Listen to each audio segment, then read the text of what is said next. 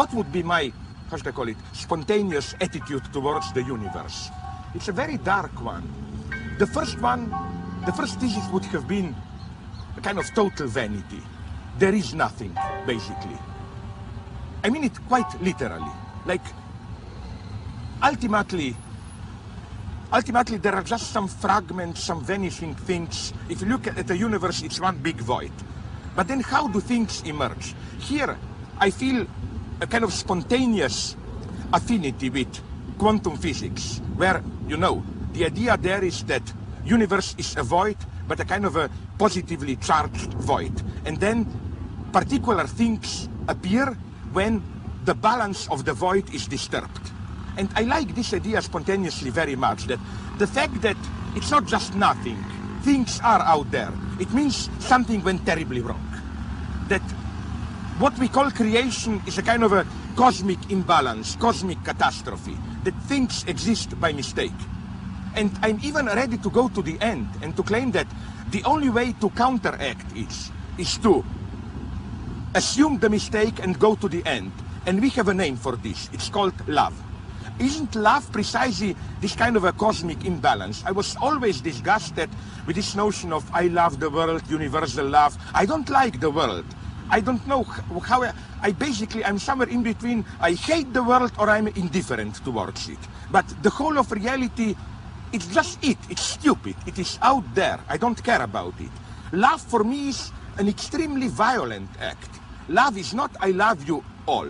Love means I pick out something and it's, you know, it's again this structure of imbalance.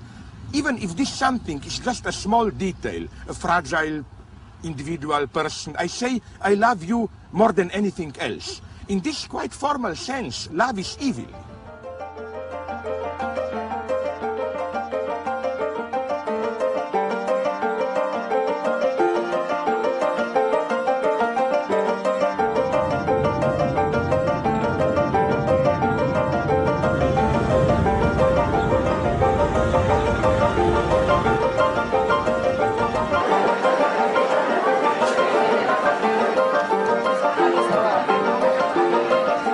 A cambiar de aula.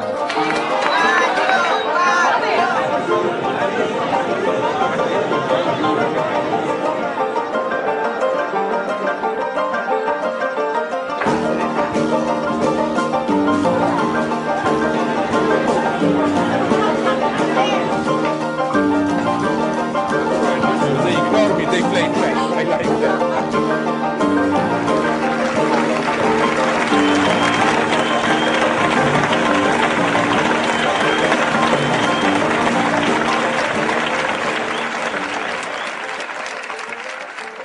Think about the strangeness of today's situation.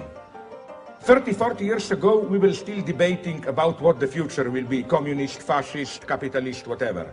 Today, nobody even debates these issues. We all silently accept global capitalism is here to stay. Hoy ya nadie siquiera debate estas cuestiones. Todos aceptamos que el capitalismo global está aquí para quedarse. On the other hand, we are obsessed with cosmic catastrophes. The whole life on Earth disintegrating because of some virus, because of an asteroid hitting the Earth, and so on. So the paradox is that it's much easier to imagine the end of all life on Earth than a much more modest radical change in capitalism. Which means that we should reinvent utopia, but in what sense? Es decir, que deberíamos reinventar la utopía. ¿Pero en qué sentido? There are two false meanings of utopia. Hay dos significados falsos del concepto de utopía. One is this old notion of imagining an ideal society which we know will never be realized. The other is the capitalist utopia in the sense of new and new perverse desires that you are not only allowed but even solicited to realize. The true utopia is when the situation is so without issue, without a way to resolve it within the coordinates of the possible, that out of the pure urge of survival you have to invent a new space. Utopia is not kind of a free imagination. Utopia is a matter of innermost urgency. You are forced to imagine it as the only way out. And this is what we need today. Entonces, nuevamente, destaco que la utopía es algo que uno se ve obligado a imaginar, uno se ve forzado a imaginarla, y no es algo que surja libremente de una fantasía, sino que es un imperativo de la urgencia de una situación.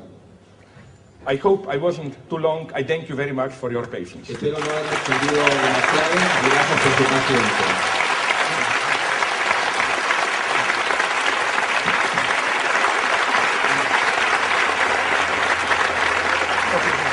Another very short comment, if I can make. You know why I applauded? If you watch old documentary movies, you will see a big difference between a fascist and a Stalinist leader. A fascist leader, when he is applauded, he just accepts it. Un líder fascista, cuando lo aplaudan, simplemente acepta el aplauso, lo A recibe. Stalinist leader applauds himself. El stalinista se aplaude a sí mismo. The message being, it's not at me, I'm just your tool, we are all just serving history. And this was my side. Y esta fue una oportunidad.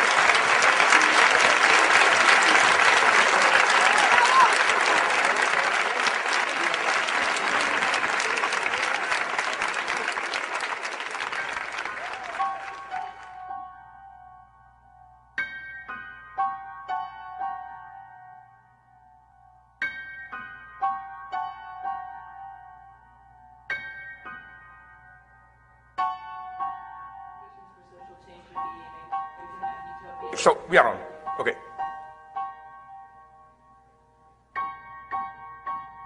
The worst thing is to play this we are all humans game that some intellectuals like to play. You project a certain intellectual persona, cold thinker, whatever, but then you signal through small details, but nonetheless I'm basically like you. I like small pleasures of life. I'm human like you. I'm not human. I'm a monster, I claim. It's not that I have a mask of a theoretician and beneath I'm a war human person. I like chocolate cakes, I like this, I like that, and so on, which makes me human.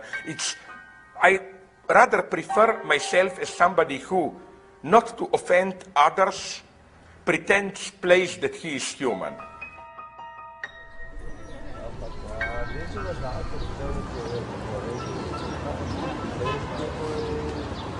You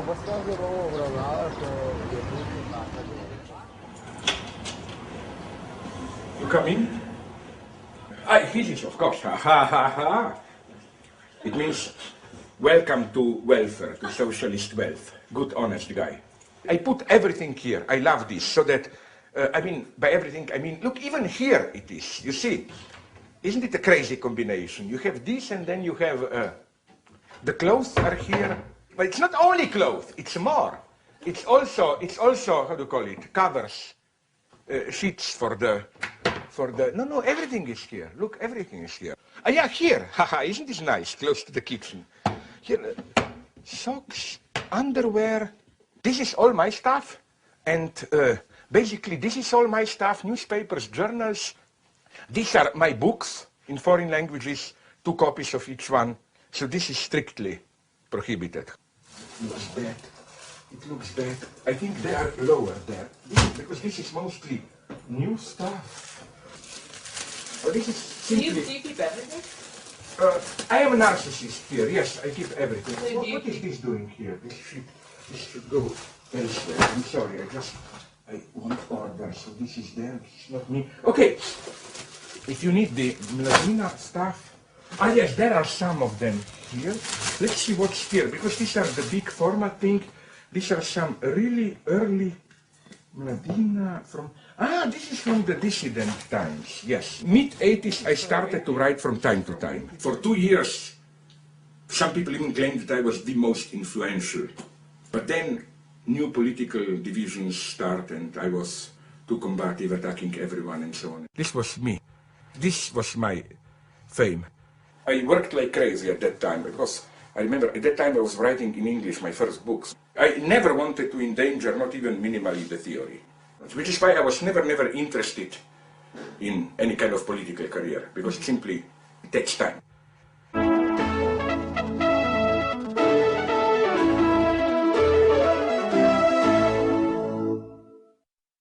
Mislim, da nam mora biti dovolj tega, da se nas dela krive tako, da se nam nalaga dolg prejšnjih generacij. Dovolj dolgo smo bili material, iz katerega so gnetli tuje sanje, naj bojo to sanje partizanov ali njihovih žrtev. Dovolj nam mora biti vampirjev, ki živijo od tega, da nas delajo krive in izterjujejo od nas tuje dolgove. In danes je, če ne končam poetično, mislim, en sam kov, lesen kov, skupaj s česnom, ki bo pokončal vse vrste vampirjev. Liberalno-demokratična stranka. Hvala.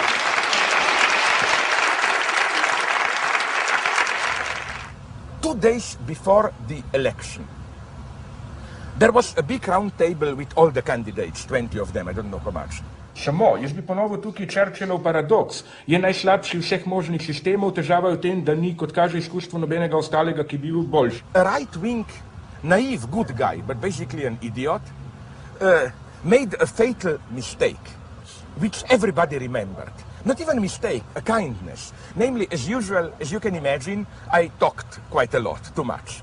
And then this guy wanted to censor me friendly and turned to me, this was all live, big debate, Central TV, bla bla. Te stvari in kljub temu, da mi je kolega Žižek zelo simpatičen, gotovo ima on najvišji inteligenčni kvocient tu med nami, o tem sem prepričan, vendar je pa on toliko danes govoril kot polovico te naše mize. No, to je uvod. Listen, we all know that your IQ is twice as all of us others combined. But nonetheless, could you let us a little bit to talk? But everybody remember that, you know. You see, even they admit that he is the bright guy and so on. I remember then, you know, after it was over, when the lights went off, no, the cameras went off, all other candidates started to shout at this guy, like, are you idiot? Are you crazy? Because then I jumped up immediately and almost got elected.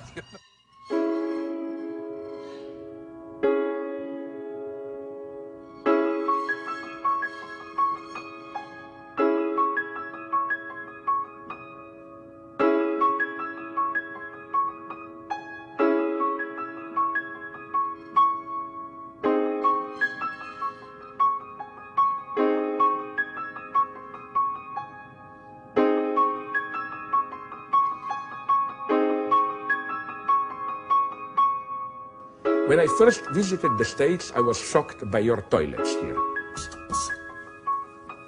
Romanticism onwards, there was the idea of so-called European Trinity. Anglo-Saxon economy, French politics, German metaphysics, poetry, philosophy, as the basic, as to put it, spiritual stances of Europe. Sorry, that's it. French politics revolutionary, shit should disappear as soon as possible. Anglo-Saxon, American, let's be pragmatic, blah, blah, blah. German metaphysic, poetry, inspection, you inspect, you reflect on your shit. So isn't it totally crazy that in a vulgar, common phenomenon like that, you find certain differences which you cannot truly account in any functional terms, but you have to evoke all this. I mean, you claim, okay, I'm out of ideology at the conference, post-ideological era, then you go to the toilet, produce shit, you are up to your shit, or how do you put it in ideology, no?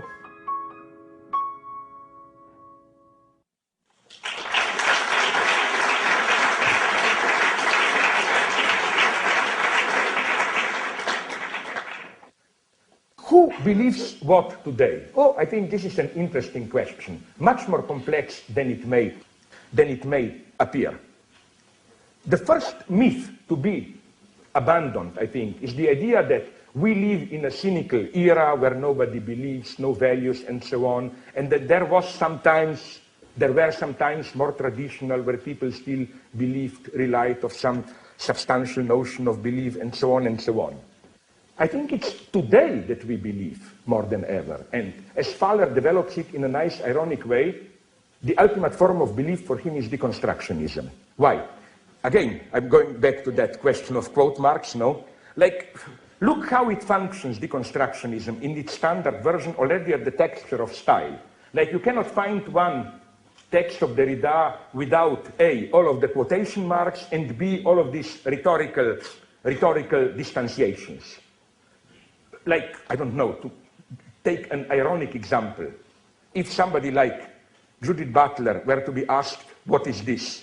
She would never have said, this is a bottle of tea. She would have said something like, if we accept the metaphysical notion of language identifying clearly objects and taking all this into account, then may we not, she likes to put it in this rhetorical way, risk the hypothesis that in the conditions of our language game, this can be said to be a bottle of tea and so on and so on. So it's always this need to distantiate. It goes even for love, like nobody almost dares to say today, I love you. It has to be, as a poet would have put it, I love you, or some kind of a distance. But what's the problem here?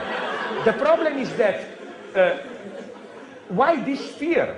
Because I claim that when the ancients directly said, I love you, they meant exactly the same. All these distanciations were included.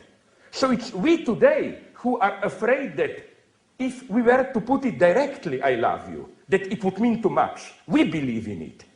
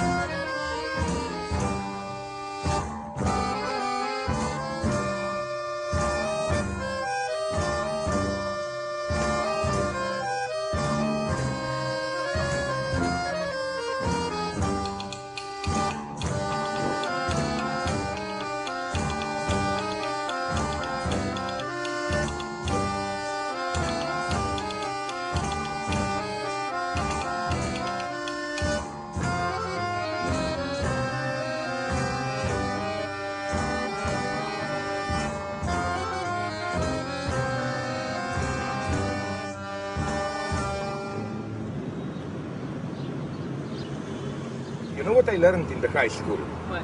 English and Russian. You know why Russian? Why? It's so disgusting, the reasoning behind it. Because all my friends, most of my friends took either French or German as a second language. Mm-hmm. Okay, my idea was, you know, there was a Cold War, two superpowers. Isn't it good to play it safe? Whoever wins will speak their language. There were 3 levels of dissidence. The first, in theory. I mean, if you dealt with theory or whatever, or writings. The first level was, were you allowed to teach? This was the first level of exclusion.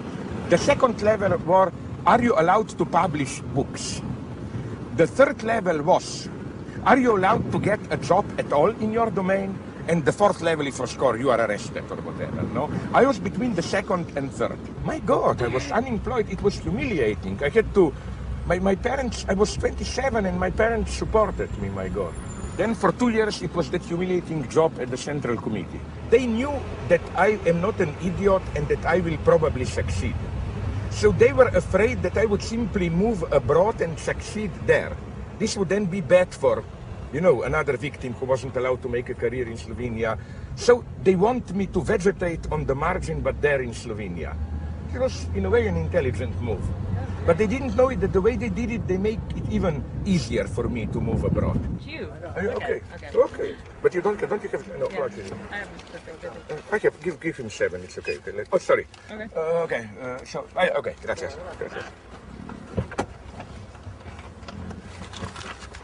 This is Disney. Yep. Ah, my God. I thought this would be some kind of old building, you know, with Perón and so, not Perón, with Borges and so on. Oh, yeah. Oh, my No, God. it's super modern. Yeah, oh my God, I didn't like the way that guy looked at me, you know. It's already an idiot coming there. I hate this, let's move there. I really hate this. What do you hate? I hate when I think that idiot, friendly person, recognize me, and I hate this because then they stare. They descend on you? Oh my God, okay. To whom do I put it to? Flora.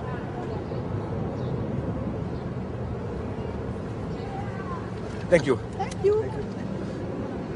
So did you ever expect this, to have all these fans? No, but that's what I really hate this. I mean, I cannot tell you how much I hate it. You don't love it just a little bit? No. I think people are evil. This is horrible. You see all these creeps here. This is horrible. Who's that hysterical woman?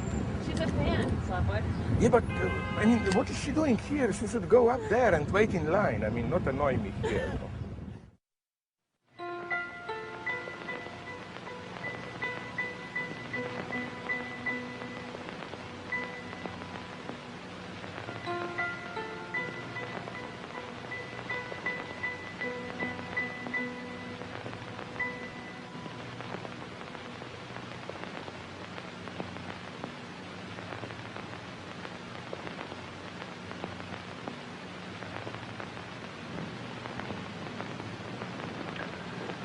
Je dis toujours la vérité. Pas toute. Parce que toute la dire, on n'y arrive pas.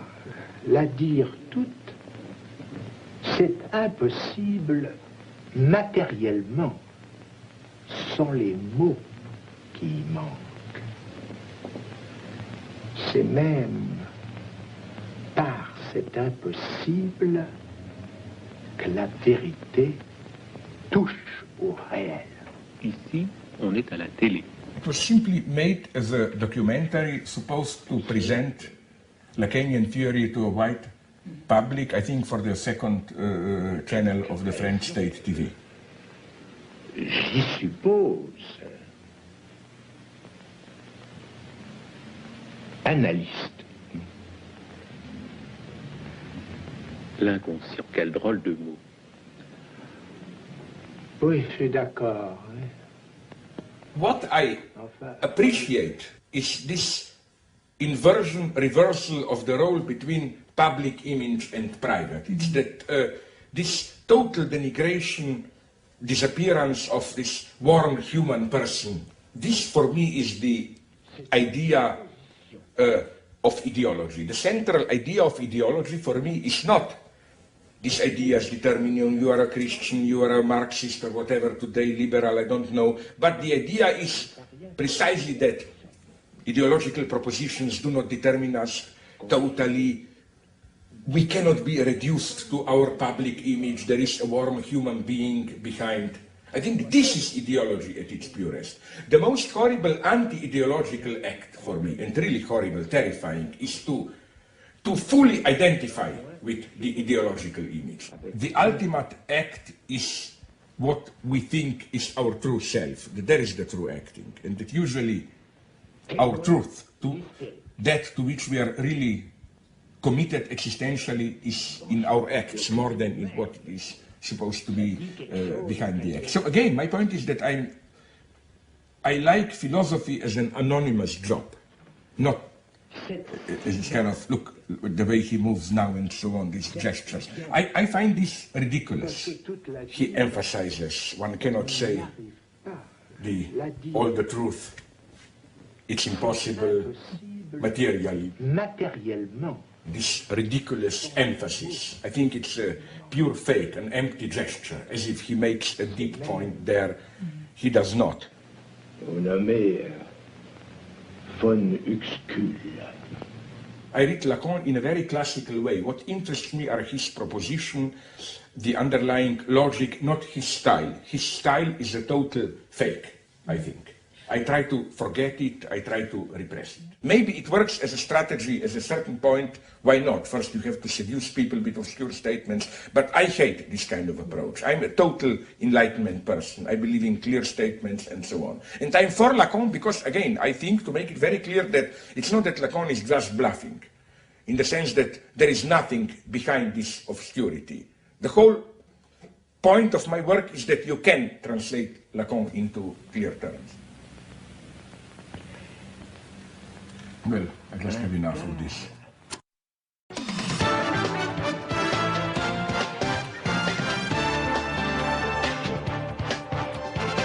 Now, live from the CN8 studios, this is CN8 Nightbeat with Barry Nolan.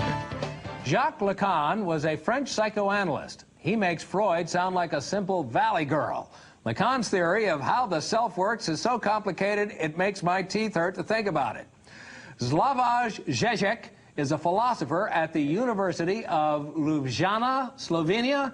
I think I said this fairly close to the way it's pronounced, who has written a book called The Puppet and the Dwarf. The book takes a look at modern Christianity from the viewpoint of Lacanian psychoanalysis, or at least that's what I think it's about. Welcome, Mr. Zizek. Did I say it? Tell me the right way. Slavoj Zizek. But again, I prefer it the wrong way. It makes me paranoid if I hear it. This is the most complicated book I have ever tried to read. Strange, because the goal of the book is, on the contrary, to make Lacan back into someone whom even your grandma could understand. Let's say you have a good old-fashioned father. It's Sunday afternoon, you have to visit grandma. The father, good old-fashioned authoritarian father, will tell you, listen, I don't care how you feel if you're a small kid, of course. I don't care how you feel. You have to go. You're going. Going, grandmother, and behave there properly. Okay. That's good. You can resist. No, nothing is broken. But let's say you have this so-called tolerant postmodern father. What he will tell you is the following. You know how much your grandmother loves you, but nonetheless, you should only visit her if you really want to. Now, every child who is not an idiot, and they are not idiots, know that this apparent free choice secretly contains an even much stronger order. It's not only you have to visit your grandmother, but you have to like it. So I'm beginning to like this book all the more. That's one example of how apparent tolerance, choice, and so on can conceal a much stronger order. So we should go back to more like the dad that just says, "'Cause I said so." Absolutely. It's more honest. We went to the McDonald's breakfast. This is not so ridiculous. Look what you get. Look what you get. Look what you get. Look what you get. You know, you get this with Happy Meal. Yeah, to make you happy. Yeah, but this is for the kids. I go there to make him happy. He pretends to be happy there, not to disappoint me. But what the hell? The game functions. No, this means that, again, you know, I love him, but my perspective is time, you know. We go there, up and down, 1 hour passes.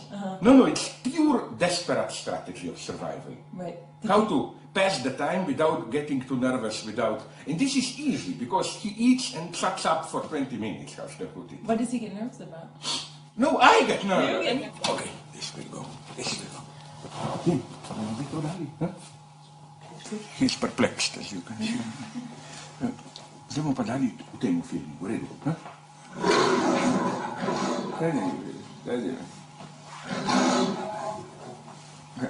No, he's narcissistically amused. It's just to keep him calm in a non-demanding state. So it's eating, it's this, it's whatever, no? Right. Or at least negotiating. Like yesterday, he was building some Lego castles. He wasn't satisfied with them, but then he gave me the role of just collecting a certain type of these small plastic cubes. I start to shoot at the animals. Then I love this one, American Army. You know, this one, I bought it, I don't know where, but it's beautiful. You can open it, you see, and put soldiers in, so that then he attacks me from there. He destroyed this castle that I had here. This was his original, but the structure is very precise. It's incredible how you think it's chaotic, no? But he's the big wise guy. He observes. Here, he's very pro-feminine. He wanted to have a woman as the boss, the queen. Then he said, but she would be alone. Why not have 2 girls? This is the 2 girls talking. You see, lesbian, progressive, politically correct, and so on, no? Two lesbians, and but I like this one. Isn't this a beautiful one? I bought it in Greece. A kind of a nice old Roman.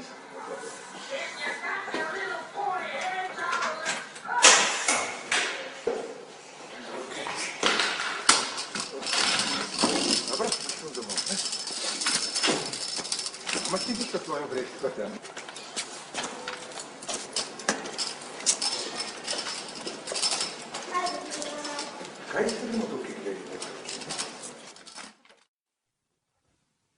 Okay, philosophy.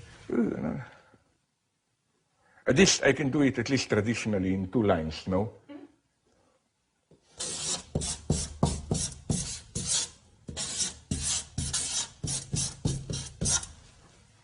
Philosophy does not solve problems.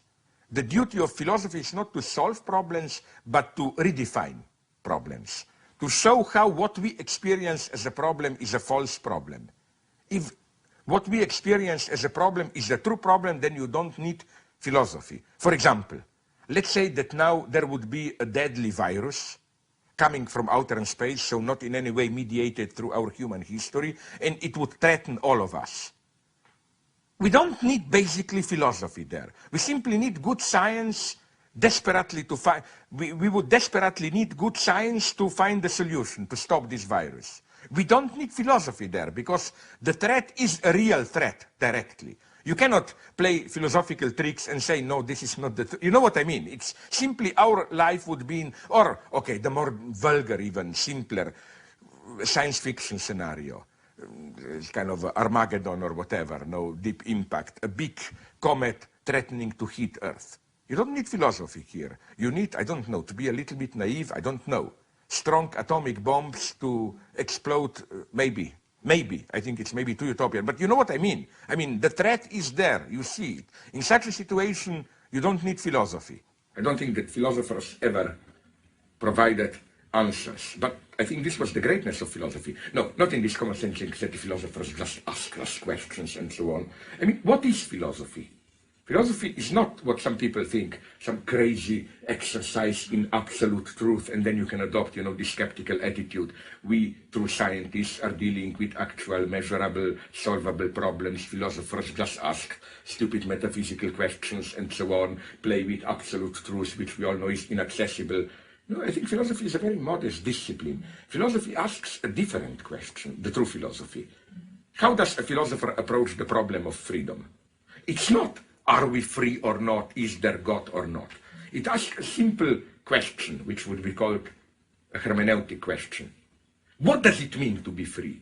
So this is what philosophy basically does. It just asks, when we use certain notions, when we do certain acts and so on, what is the implicit horizon of understanding? It doesn't ask these stupid ideal questions, is there truth? No, the question is, what do you mean when you say this is true?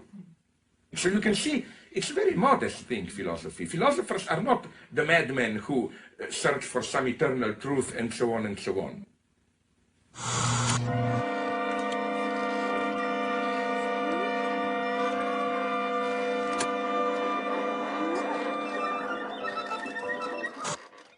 You don't get into the spirit of the thing. It's all part of being a member.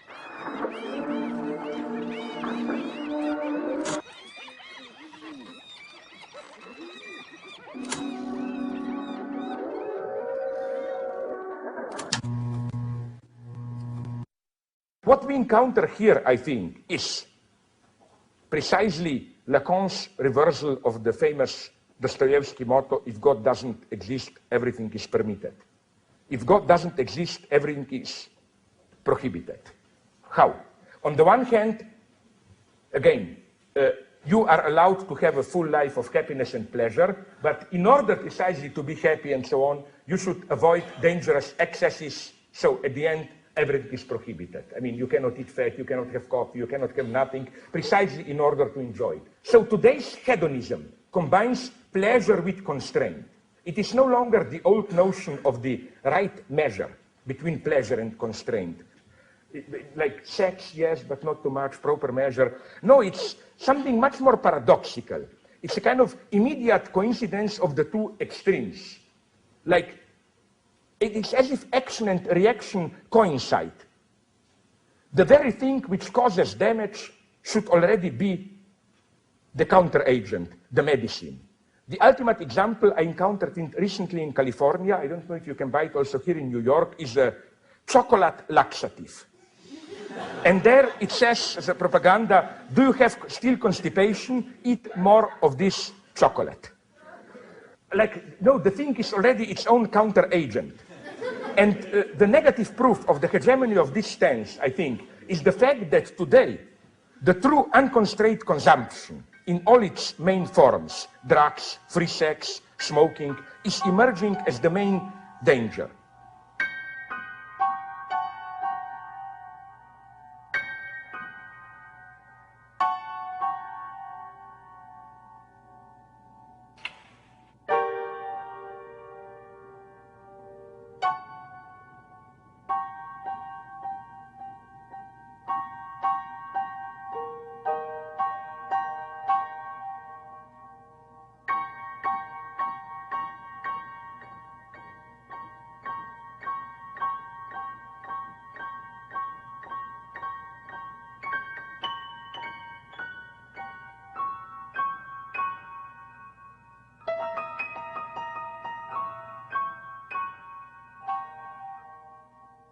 the traditional notion of psychoanalysis is that because of some inner obstacles, you internalized, identified excessively with paternal or other social prohibitions, you cannot set yourself free to enjoy, to pleasure is not accessible for you. It is accessible to you only in pathological forms of feeling guilty and so on. So then the idea is psychoanalysis allows you to suspend, overcome these internalized prohibitions so that it enables you to enjoy. The problem today is that the commandment of the ruling ideology is enjoy in different ways. It can be sexual enjoyment, consumption, commodity enjoyment, up to spiritual enjoyment, realize yourself, whatever. And I think that the problem today is not how to get rid of your inhibitions and to be able to spontaneously enjoy. The problem is how to get rid of this injunction to enjoy. Organizations such as the New York Psychoanalytic Institute have helped gain general acceptance for theories considered radical when first advanced some 50 years ago by Dr. Sigmund Freud. The relationship between childhood frustrations and disturbed adult behavior has been clearly traced by such authorities as Dr. Rene Spitz of New York. Distressing experiences in childhood may set up patterns which in later life will produce mental conflict.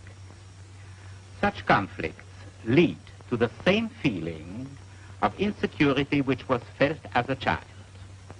When such conflicts paralyze the individual, preventing him from acting freely, he is said to have a neurosis. Let us see how a neurosis develops. My eternal fear is that if for a brief moment I stopped talking, you know, the whole spectacular appearance would disintegrate, people would think there is nobody and nothing there. And this is my fear, as if I am nothing who pretends all the time to be somebody and has to be hyperactive all the time just to fascinate people enough so that they don't notice that there is nothing.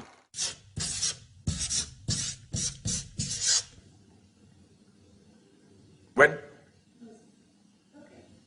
Okay, you also. Okay. One of the big reproaches to psychoanalysis is that it's only a theory of individual pathological disturbances, and that applying psychoanalysis to other cultural or social phenomena is theoretically illegitimate. It asks in what way you as an individual have to relate to social field, not just in the sense of other people, but in the sense of the anonymous social as such, to exist as a person.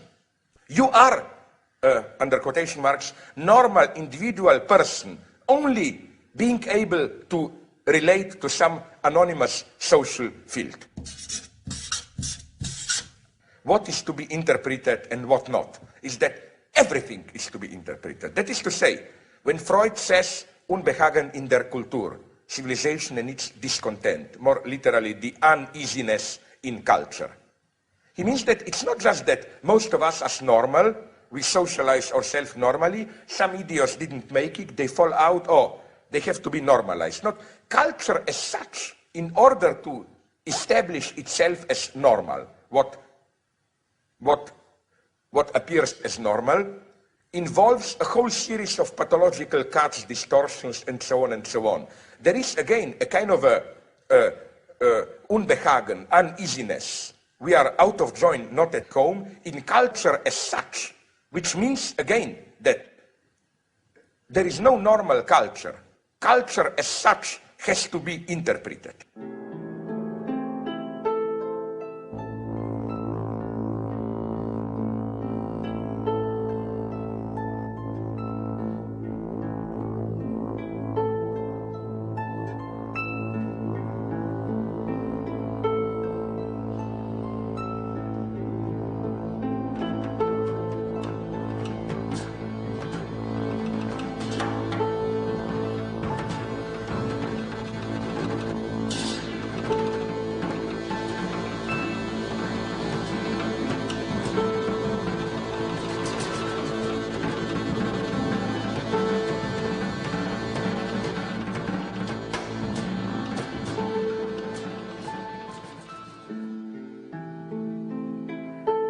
When people ask me why do I combine Lacan with Marx, well, my first answer is Lacan already did it. I think, for example, that it's only through the strict psychoanalytic Lacanian notion of fantasy that we can really grasp what Marx was aiming at with his notion of commodity fetishism.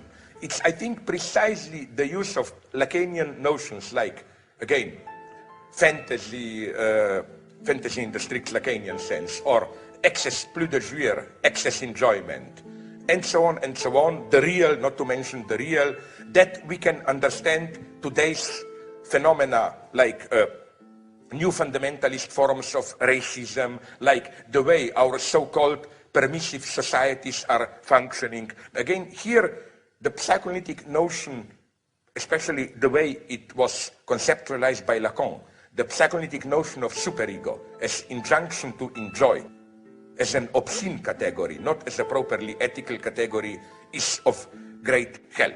So again, I think that if Freud, in his Freudian theory in its traditional configuration, was appropriate to explain the standard capitalism which relied to some kind of a more traditional ethic of sexual control, repression, and so on, then Lacan is perfect to explain the paradoxes of permissive late capitalism.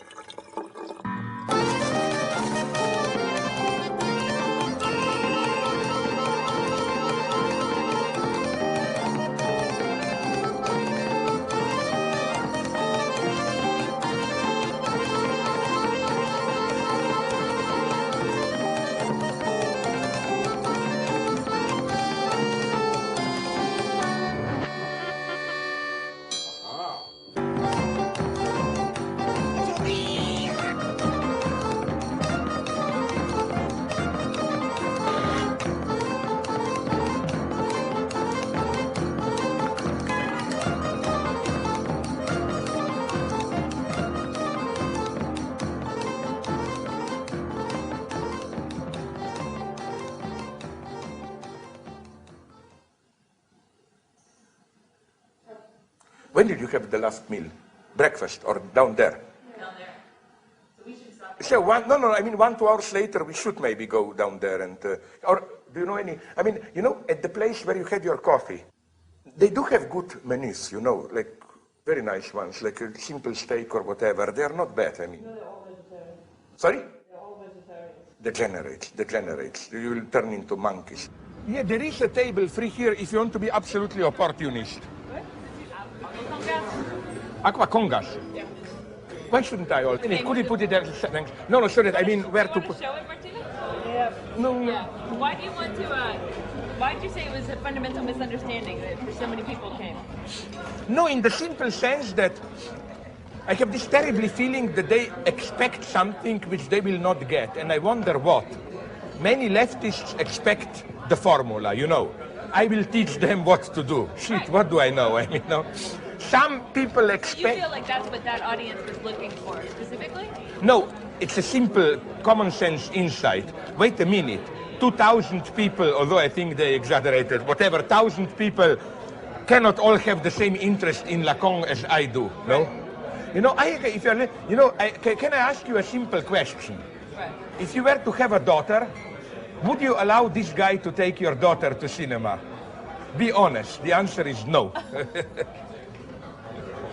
I hate the way I appear. In some documents it's even worse. It's really as a kind of a criminal that I appear, you know.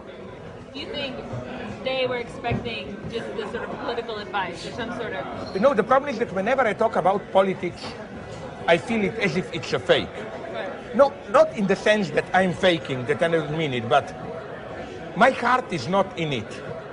The books that I really enjoyed writing was the one on Hegel, on Schelling, ticklish subject, and so on. Right. And that part of the message doesn't get through. You can immediately see also in the way it, for example, of my last books, the one that I really loved, the opera Second Death. Right. That one is doing very modestly, nothing, you know, that one is, but that's what I love. No, we didn't yet, no? I'll tell you, wait a minute, first... Is this just drinks? No. First you should look here, the menus. You have tallarines, filet milanesa, ensalada Caesar.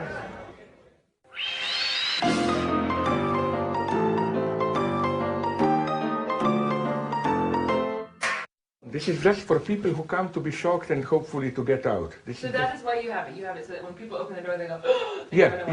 There is a small hope that, that I will get rid of them. That's the only function. Has it ever worked? Yeah. Really? As a matter of fact, yeah. Some people were actually offended. My big worry is not to be ignored, but to be accepted. When I appear to be sarcastic and so on, the point is not to take seriously. What is not to be taken seriously is the very form of sarcasm. It's the form of the joke which masks the fact that I'm serious. But people still have this idea that this guy did some big crimes and so on. No?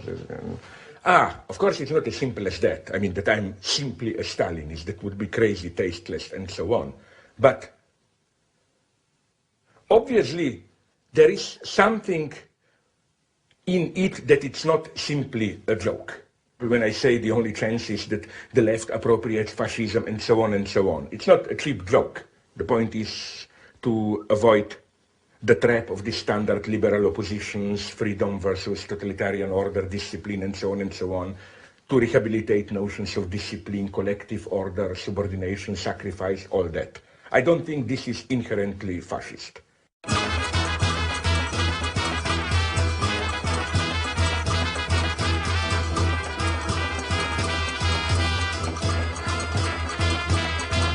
Often friends tell me, but why do you provoke people unnecessarily? Why don't you simply say what you mean? That of course you are against fascism, but blah, blah, blah. I tell them, yes, this is good as an abstract, theoretical, not even theoretical, intellectual, whatever statement. But it doesn't work like that. For example, concerning Stalinism. My God, I've probably written more about Stalinism, about its most horrible aspects, than most of the people who reproach me with Stalinism. And that's my wager here, that, sorry, the only way to get the message, if you say, of course I'm against fascism, there are just some attitudes which were traditionally even more to the left, but fascism appropriated them, blah, blah, blah, I think it doesn't have the desired precise political effect. It enables the liberal consensus to reappropriate it. You must say it with this excess.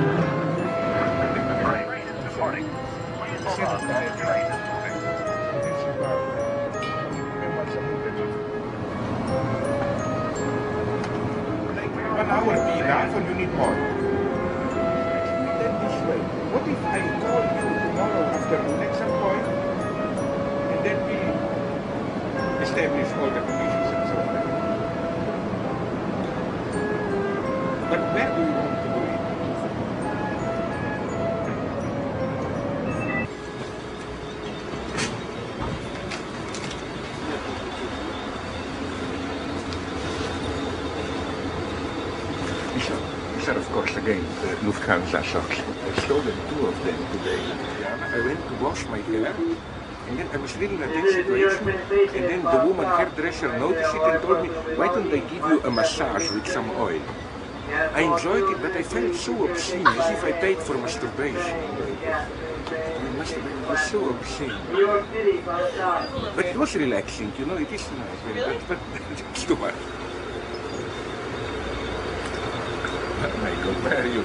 This reminds me of socialism, carrying water in plastic bottles.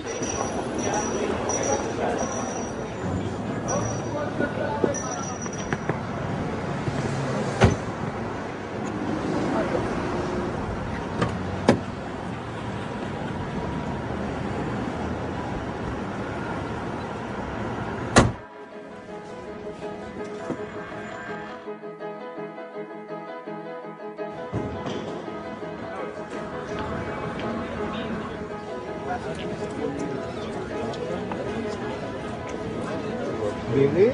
Yeah, because they were waiting for us. You see, we were not late. Because you're not No, but they wait for us. You see, it's not that. Yeah, they didn't start without you. Okay, let's not start as soon as possible. Okay. Let's go in and start as soon as possible. Okay. The majority of academics who are obsessed with this idea, the left needs a new answer. Isn't it basically, we want a radical revolution, but at the same time, we want our relatively prosperous lives to go on undisturbed. Like precisely as already Robespierre said, we want a revolution without a revolution.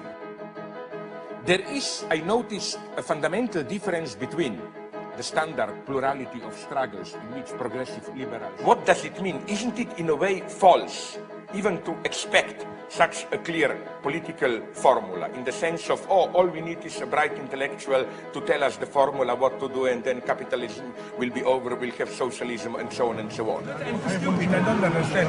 I'm sorry. Thank you very much. In a way, I have to accept this, again, almost Lacanian discentrament of subjectivity, which is that I stand for something, but I don't really master, dominate what I stand for. People see things in me, they have some expectations. There may be political expectations that I will provide the formula, the big question that everybody is expecting today from a leftist intellectual, what should we do? Or some kind of spiritual guidance to help them, psychological or theoretical amusement in the sense of many dirty jokes or examples from movies. And I honestly accept that. I think that my reaction to this should be not so much, oh, it's all a big misunderstanding, they're missing my deep point, but my duty is basically to try and occupy the position of the analyst, which is basically to play in a way of transference with these expectations and to undermine, frustrate them.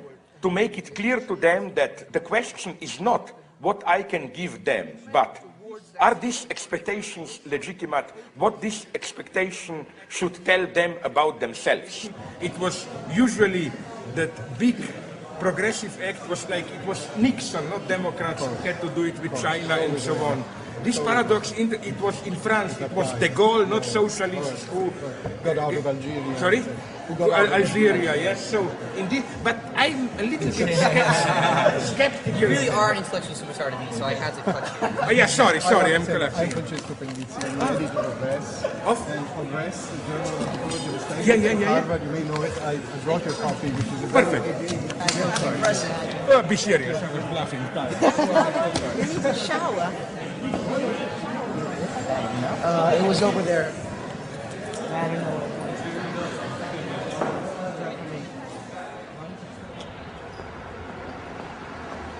Who knows here? The guy knows. I'm sorry, you know things here. You know. Okay, sorry. You know the guy who did the hero, the Chinese guy. Then, Double Indemnity is not on the market now, I think, no? It's not out yet, no. Being There also, I think it looks bad, no? Being There, you know, Peter Sellers. It should be. Hall Ashby. Now this is too intelligent for me. You know, the ape will not get the banana. But fuck it, I don't get it here. US 70s, Being There. Ha ha ha. What is it? Being There. It's a wonderful movie. And look, my anal character, the price is okay. So definitely.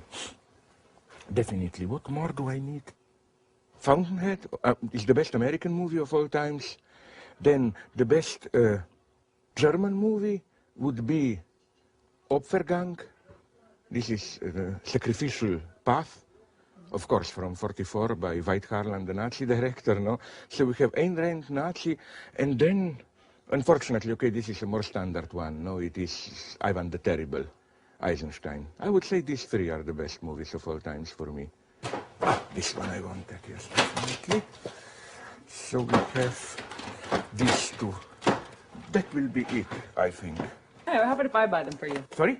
No, wait a minute. Poor American girl, working class. Who pays for that? No, but are you sure you are reimbursed? Yeah, I'll get okay, reimbursed. with pleasure. I'll let you buy. Now let it be the eternal secret of my desire. Right. Did I suspect this in advance or not? You know, like if you I were think not, you were counting if you were not to make this offer, I would in the last minute say, oh, maybe not now. I have too many things to Yeah, catch. this one is a little expensive, actually. $32. Shut up, or you will get 3 more. All right. I'm so sad that wait a minute. Wait a minute. What is this? I thought I would love to have so that you will not. Let me buy Got this. a special booklet. Well, which one? Sorry, can I buy this one also?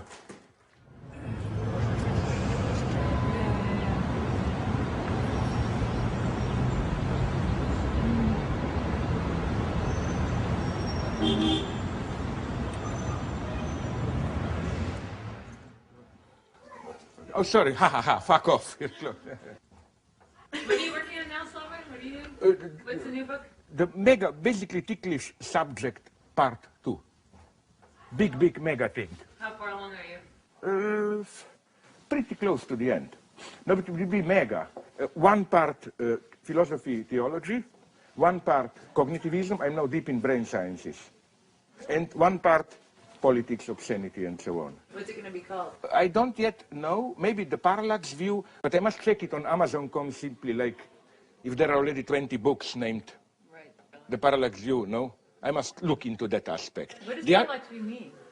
No, it means something very simply, which comes as close as possible to what my position is. It's, you know that, it's very simple, is that when you mistake an apparent move, you look at an object, it appears that the object itself moves or changes, but in reality is just that because your perspective shifts, no? Like lunar, stellar, whatever, solar parallax. The idea is your shift in your subjective position is reified, you perceive it as move in the object. But of course, then I add another twist, that what it is in the object in a way, no? Because object-subject are mediated and so on and so on. So what interests me is precisely this radical cut, like you move from one to another perspective, there is no way to overcome this antinomy, no? And then I developed this systematically in philosophy, cognitive science. Like in cognitive sciences, the parallax would have been either you look at your inner experience or you open the skull, you see the stupid flesh there, brains, no? But you really cannot make the jump. And you really cannot, even if scientifically you can explain it, you cannot really accept it that stupid piece of meat that you see, that's thought. So if we distilled your canon into like 3 books, what would they be? 3 of my best books are unfortunately 4, I would say, no? Sublime Object, Tearing with the Negative, Ticklish Subject, and now the new one. Yes, this is the serious work I've done, with little pieces here and there. But this is what I would... Although I'm more and more self-critical of the first one, it's still too liberal. I'm for democracy there, I'm ashamed. I'm so very sorry to say. I think that there was a thing called totalitarianism which was bad, and I think that there should be pluralism in society. My God, what am I talking there? I mean, you know that Marx Brothers joke, I would never be a member of a club that, like, you know, if I were not myself, I would arrest myself.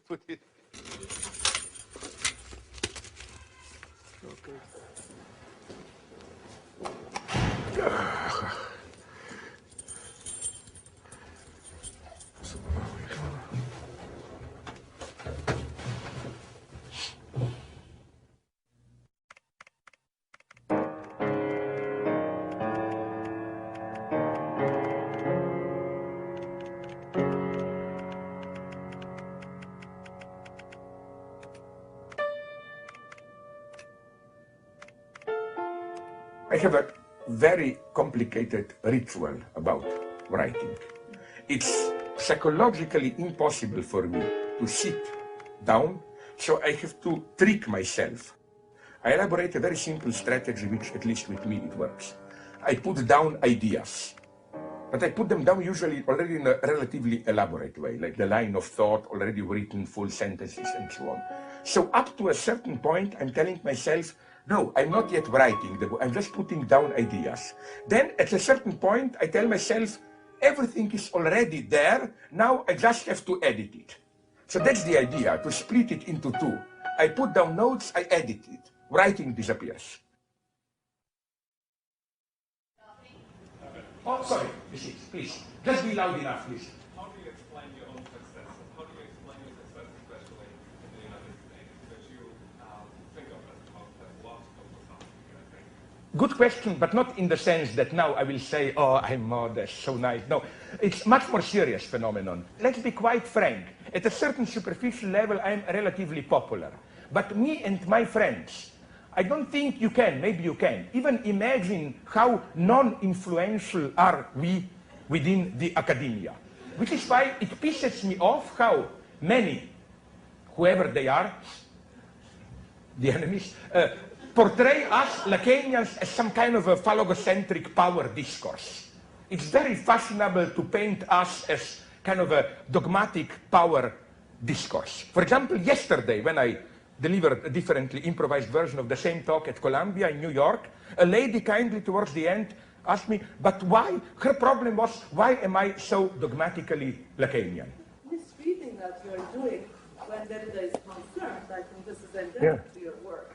And I wonder whether this is also another form of whether a certain sort of belief operating from a distance in your work. Which belief? Dogmatic Lacanian thing working as a belief in your work. Perfect. Yeah. Perfect question. Okay. I defy you with a very simple, empirical, in the best Anglo-Saxon tradition question.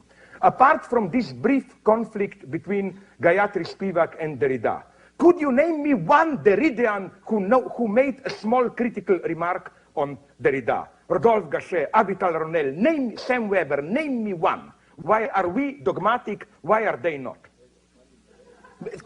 Name me one point where Sam Weber makes an ironic critical remark on Derrida. Name me one point where Avital Ronel does it. Name me one point where Rodolphe Gachet does it. So why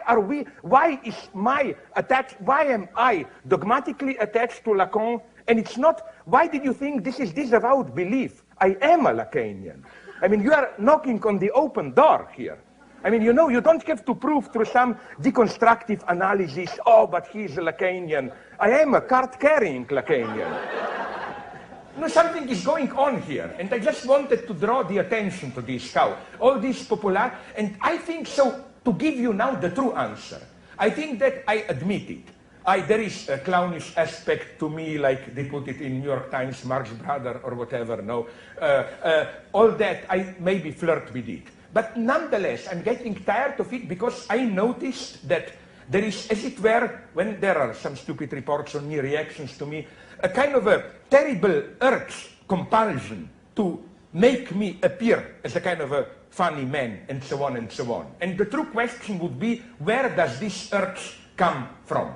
Why is there this necessity to portray me as somebody who can only thrive through jokes, and so on and so on and so on? And even my publishers buy it. You know that my Lenin book, Introduction of Lenin, was almost turned down by Verso? Why? First, they always, at Verso, gave hints at me, oh, you are just making jokes, and so on and so on. Then I told them, okay, now you have a book, Lenin's text, which is not. The reproach was, wait a minute, where are the jokes? Nobody will buy the book, and so on and so on. So, you know, it's much more than it may appear is going on here. It's quite a complex phenomenon. Phenomenon. I'm almost tempted to say that making me popular is a resistance against taking me serious. How should I put it? And I think it's my duty for this reason to do a kind of a public suicide of myself as a popular comedian or whatever.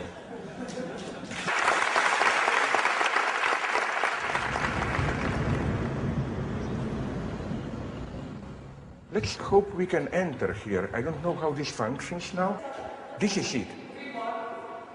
Okay, but you see, here you should do your Hitchcockian shot, like from Vertigo. I saw 2-3 times that I came here because when it was still open, you took there the elevator to the top. And often I saw here some policemen or cordoned off and an object here covered. Because you will immediately see why if you take the shot up. That's it. From up there it was practical to jump down, no? go up, you jump down, and it's kind of a nice, modest, ethical suicide, you know. It's not this spectacle that on the street you embarrass other people. You go here and you jump down. Of course, my idea was to organize this. You want to kill yourself, we organize it, we prevent so that we guarantee that no small $5, no small children will be here. I even have the idea that, you know, the way they do it in this society of biopolitics, as Foucault would have put it, where they ask you, in order to get married, you know, if you don't have age, you are mentally stable and so on. Obviously it doesn't work, because if it were to work, I would never be allowed to get married, no? But what I would say, that they should do it the same like if you want to kill yourself, no? I was thinking about it. I think that only people, some medical or psychiatric advisory committee team should decide, is it a case of a true metaphysical suicide or just a short crisis, like you were dropped by your girlfriend or boyfriend and there is a reasonable hope there that it's a momentary depression, then in 2-3 weeks would be open, no? So it can be medical crisis, it can be this kind of psychological crisis, or pure metaphysical suicide.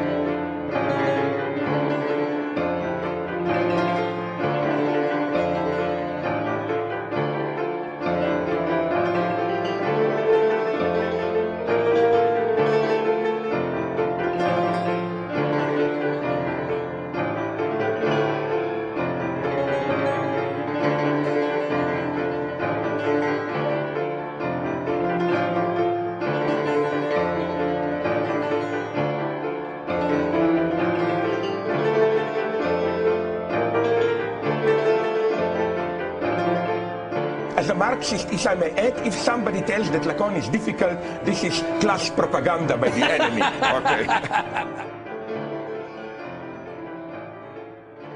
I never thought I'd have this much fun talking about this. Thanks very much. Have a great weekend. Take care.